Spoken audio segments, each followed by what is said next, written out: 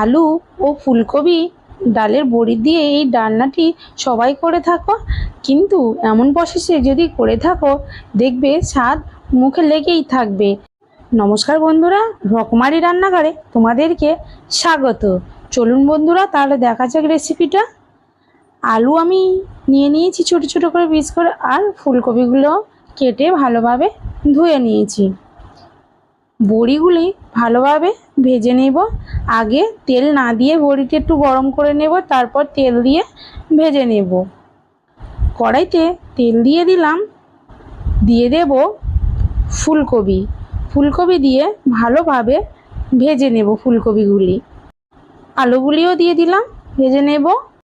একটা মশলার পেস্ট বানিয়ে নেব। আদাটা আগে থাকতে পেস্ট করে নিয়েছিলাম, আর তার মধ্যে দিয়ে দিলাম পোস্ত 2 চামচ মতন, আর দিয়ে দেব অল্প পরিমাণে জল দিয়ে, আর দিয়ে দেব টমেটো কুচি, আর দিয়ে দিলাম বাদাম, আর দিয়ে দেব কাজু।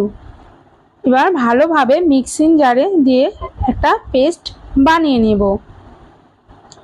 আলু ফুলকপিগুলো ভাজা হয়ে গেছে।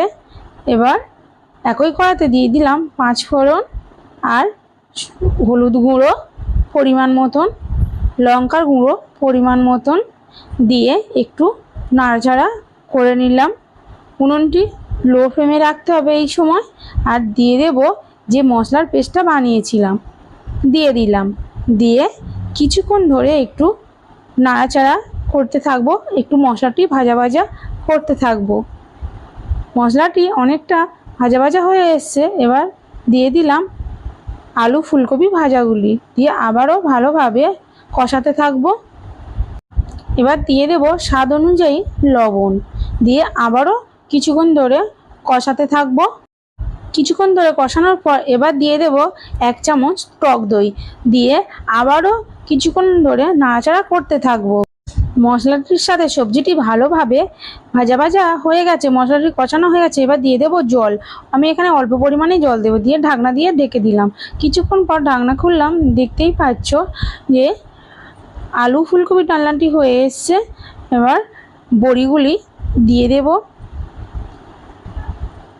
দিয়ে আবারও একটু নাড়াচাড়া করে কিছুক্ষণের জন্য আবারও একটু তরকারিটি ফুটিয়ে নেব, বড়িটি সিদ্ধ হয়ে যাওয়ার জন্য।